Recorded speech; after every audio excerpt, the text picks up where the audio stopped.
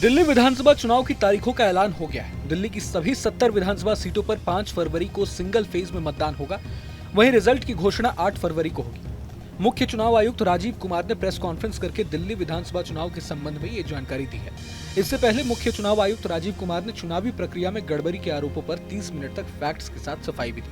उन्होंने कहा कि चुनाव में वोटर्स बढ़ाने, खास वर्ग को टारगेट करने के आरोप गलत हैं।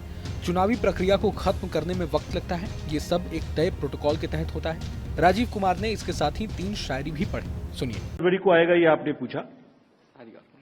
अब 5 फरवरी को तो पोलिंग है, तो इसलिए ऐसी दिल्ली स्पेसिफिक हम आज ही चिट्ठी इशू कर देंगे।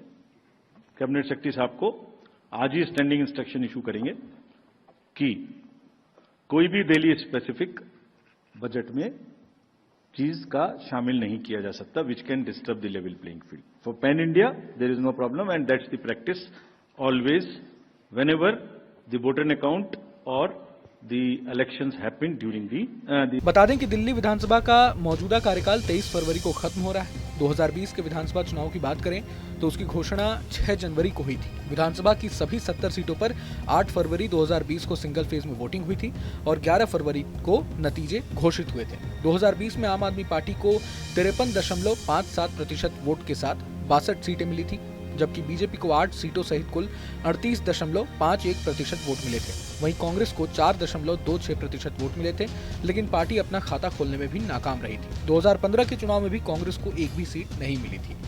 जानकारी के लिए आपको बता दें कि दिल्ली विधानसभा चुनाव की तारीखों के ऐलान से पहले आम आदमी पार्टी सभी 70 सीटों पर कैंडिडेट्स उतार चुकी है। कांग्रेस भी उम्मीदवारों की 2 लिस्ट जारी कर चुकी है। वहीं बीजेपी ने अब तक उम्मीदवारों की सिर्फ एक ही लिस्ट जारी की है। अरविंद केजरीवाल की पार्टी को छोड़कर जाने वाले नेताओं को भी बीजेपी ने अपना उम्मीदवार बनाया है। बीजेपी ने पूर्व सांसद प्रवेश वर्मा को नई दिल्ली सीट से दिल्ली के पूर्व सीएम और आप संयोजक अरविंद केजरीवाल के खिलाफ चुनावी मैदान में उतारा है।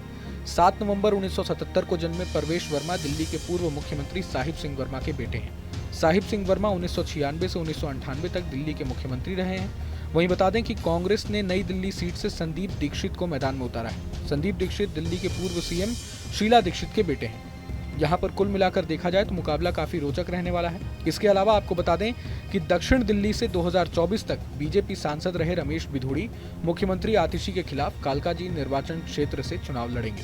बिधूड़ी को बीजेपी ने 2024 के लोकसभा चुनाव में टिकट नहीं दिया था। बता दें कि कांग्रेस ने कालकाजी निर्वाचन क्षेत्र से अलका लांबा को मैदान में उतारा है। दिल्ली के चुनावी रण में अब असदुद्दीन ओवैसी की पार्टी भी उतर आई है। उत्तर प्रदेश से लेकर बिहार और महाराष्ट्र तक AIMIM चुनावी मैदान में अपनी मौजूदगी दर्ज कराती आई है, लेकिन अब तक ओवैसी की पार्टी ने देश की राजधानी से दूरी बनाए रखी थी। मगर अब केंद्र शासित प्रदेश दिल्ली चुनाव की दहलीज पर खड़ा है और इस बार ओवैसी की पार्टी भी समर में उतरने को तैयार है। ओवैसी की पार्टी ने दिल्ली दंगा केस में जेल में बंद चल रहे आम आदमी पार्टी के पूर्व पार्षद रहे ताहिर हुसैन को मुस्तफाबाद सीट से उम्मीदवार घोषित कर दिया है। चर्चा दिल्ली दंगों के दौरान पुलिसकर्मी पर पिस्टल तान चर्चा में आए शाहरुख पठान के चुनाव लड़ने की भी है।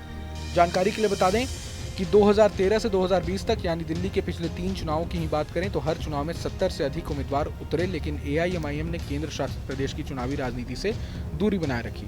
केंद्र शासित प्रदेश में 2011 की जनगणना के मुताबिक करीब 12% मुस्लिम हैं, जो कुल 70 में से लगभग दर्जन भर विधानसभा सीटों पर जीत हार तय करने में निर्णायक भूमिका निभाते हैं। सीलमपुर, बाबरपुर, बल्ली मारान, चांदनी चौक, ओखला, जंगपुरा जैसी मुस्लिम बाहुल्य विधानसभा सीटों पर AIMIM उम्मीदवार उतारने की तैयारी में है। ओवैसी की पार्टी अगर मुस्लिम वोट बैंक में सेंध लगाने में सफल रही तो इसका नुकसान सत्ताधारी आम आदमी पार्टी को उठाना पड़ सकता है। बहरहाल पूरे मसले को लेकर आप क्या सोचते हैं हमें कमेंट बॉक्स में जरूर बताएं। अगर आपको ये वीडियो पसंद आए तो लाइक करें और चैनल को सब्सक्राइब करें। वहीं तमाम बड़ी खबरों के लिए देखते रहें न्यूज नेशन। न्यूज नेशन अब व्हाट्सएप पर खबरों के ताजा अपडेट के लिए न्यूज नेशन के इस QR कोड को स्कैन करें।